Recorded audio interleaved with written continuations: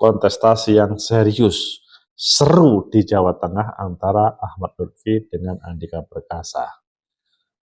Pak Pipit Waluyo, mantan Gubernur Jawa Tengah, seandainya capres, Andika akan saya coblos. Dan ketua tim dari Ahmad Lutfi adalah orang TNI itu juga.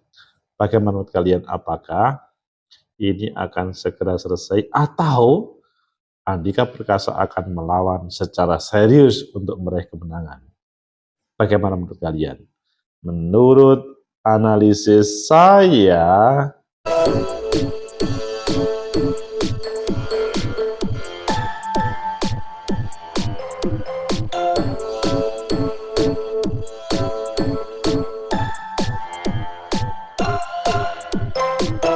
Assalamualaikum warahmatullahi wabarakatuh. Salam sejahtera untuk kita semua.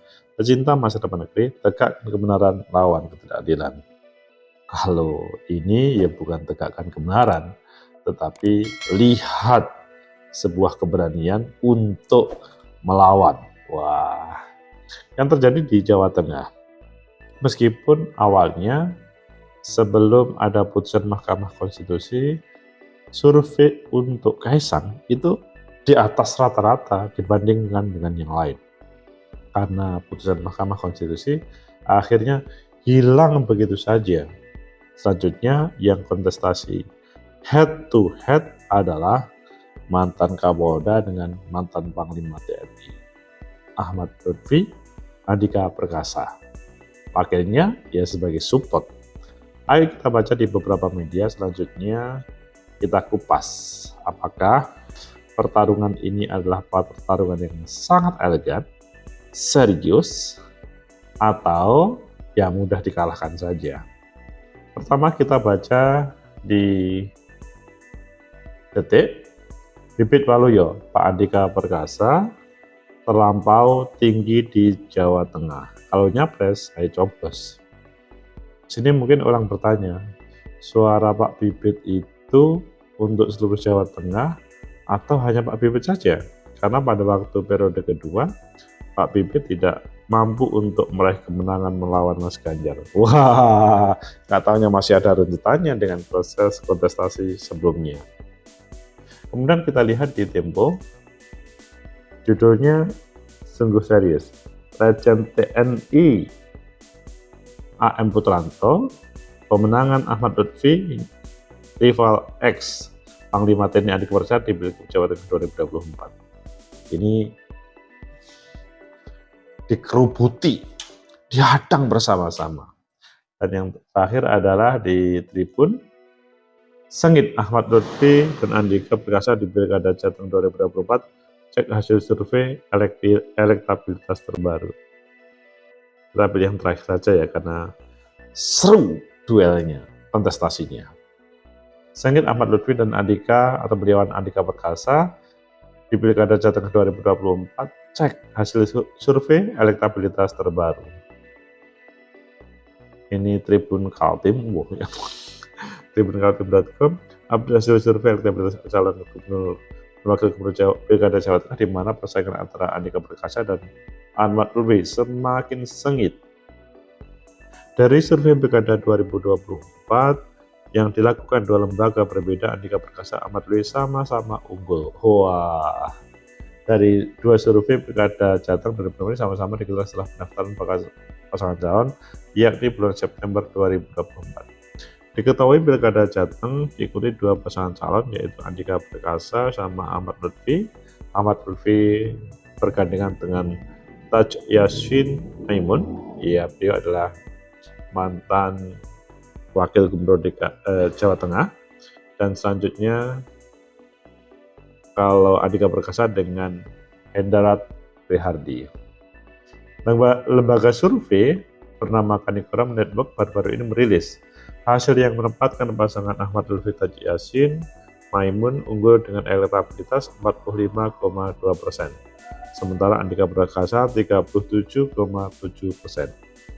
Di sisi lain, hasil survei Pilkada Jateng 2024 dari Lembaga Kajian Pemilu Indonesia (LKPI) menunjukkan hasil yang berbeda. Wah, ini LKPI menempatkan Andika Hendy di posisi teratas 64,8%. Jauh melampaui Lutfi Yasin yang hanya meraih 31,4%. Meski ada lembaga yang mengunggulkan pasangan Lutfi Yasin, Andika menegaskan, bersama Hendy lebih memilih fokus pada strategi pemenangan. Ya, itu hasil survei mereka, kami pun akan berusaha. Pasti kalau ada kekurangan ya harus dievaluasi. Yang terpenting kita masih punya waktu untuk memperbaiki, ujar Andika. Menanggapi hal tersebut, Andika tetap optimis. Ia harus optimis. Ia juga menambahkan proses evaluasi yang harus dilakukan untuk meningkatkan elektabilitas menjelang hasil pemilihan. Pecinta masa depan negeri, tegakkan kebenaran, lawan ketidakadilan. Meskipun ada masih panjang terkait dengan ulasan yang terjadi, bagaimana menurut kalian tentang yang terjadi di Jawa Tengah ini? Apakah kontestasinya itu akan serius, head to head betul, atau Andika mudah dikalahkan, atau sebaliknya Ahmad akan memenangkan, Ahmad Lutfi akan mudah menangkan, atau sebaliknya akan mudah dikalahkan oleh Andika. Menurut analisis saya, pertama, ini adalah orang melihat sepertinya pertarungan dahsyat antara prajurit TNI dan prajurit Polri. Wah, mengapa begitu? Karena memang faktanya satunya adalah TNI, satunya Polri. Sehingga kalau melihat dari background awal masing-masing, maka ini serius. Karena melihat dari proses yang terjadi di berbagai tempat,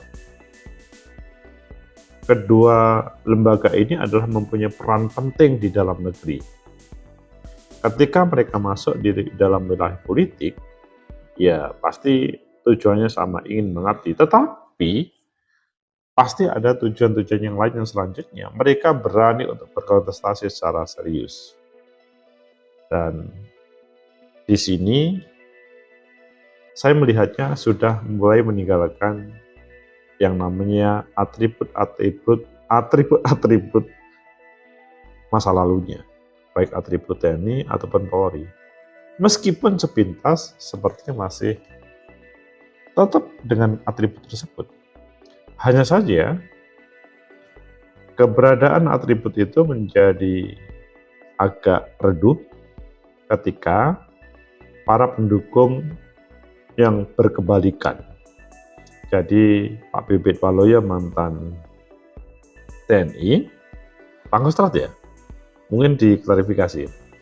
Itu selanjutnya malah memutuskan untuk melihat sang lawan dari Andika Perkasa, Ahmad Lutfi.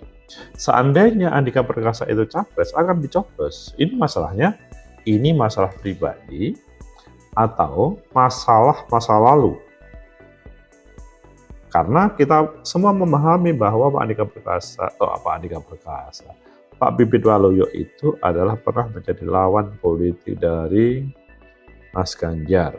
Dan kita ketahui waktu itu adalah temanya adalah PDI Perjuangan. Pak Bibit Waluyo itu yang menampilkan awalnya Pak PDI Perjuangan, PDI Perjuangan, tetapi pada periode kedua PDI Perjuangan menampilkan Mas Ganjar. Sehingga sebetulnya dalam posisi sini adalah keberadaan PDI Perjuangan sangat berpengaruh untuk menampilkan seseorang dan kemudian meraih kemenangan. Sehingga mungkin kalian bertanya, lah kalau begitu posisinya bagaimana terkait dengan ucapan dari Pak Bibit tadi? Kalau Andika itu harus capres, saya coba. Setelah itu kemudian dibawa ke wilayah yang lain. Maksudnya akan menjadi diskusi yang menarik untuk mengarah ke sana. Yang kedua, adapun hasil survei, satu lembaga mengatakan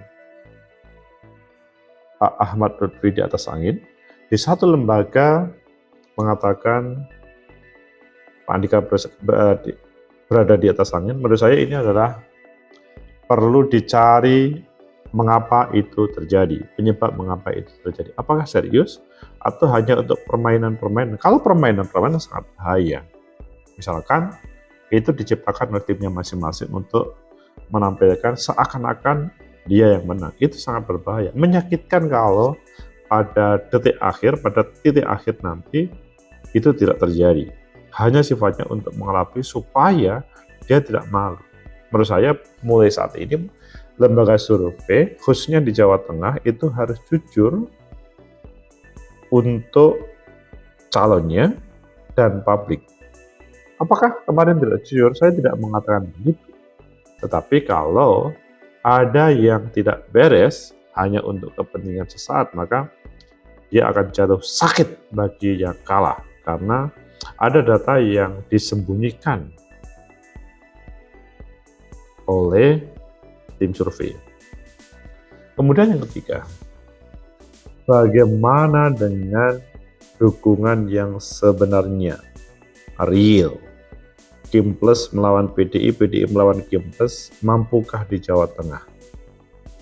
Ini pasti semuanya penuh spekulasi. Kalau Kim Plus itu ya identik dengan Pak Prabowo dan teman-temannya.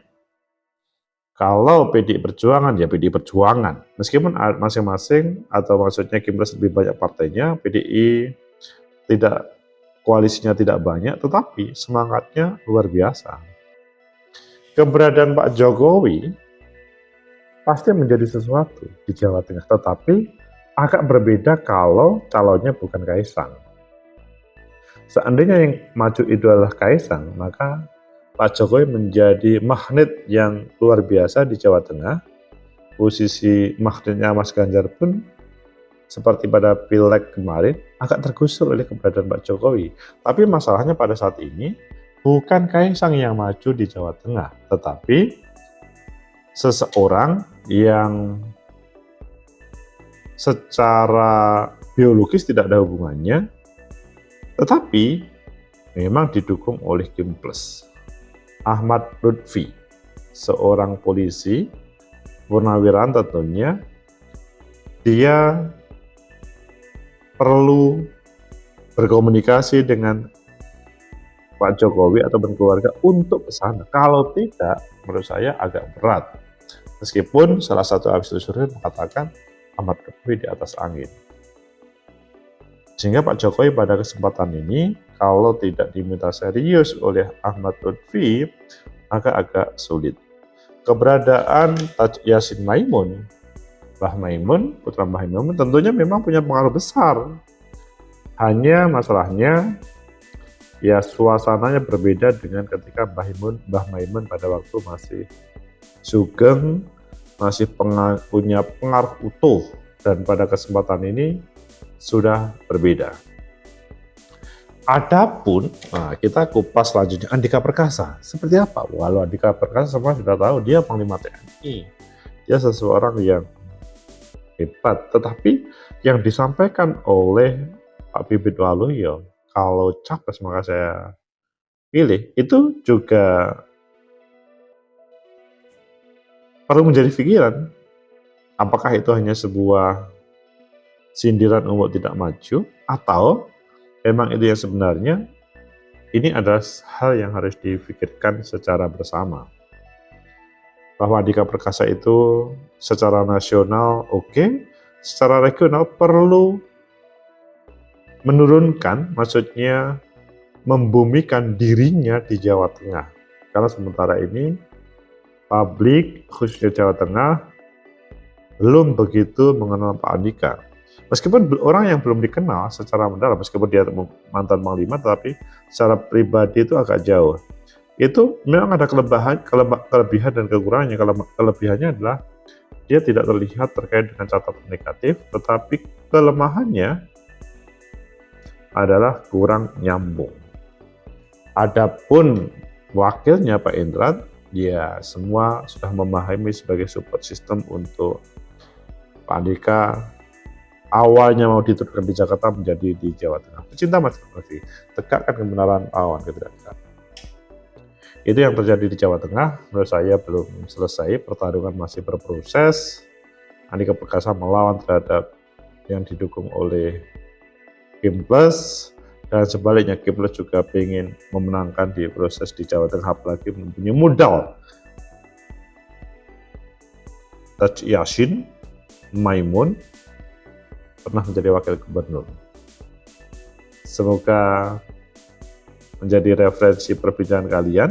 Kita lihat aja perkembangannya, apakah siapa yang bisa leading dalam proses saat ini, kampanye, dan hari H. Semuanya belum selesai di hari ini, semua by proses. Like, subscribe, comment, and share. Sampai jumpa.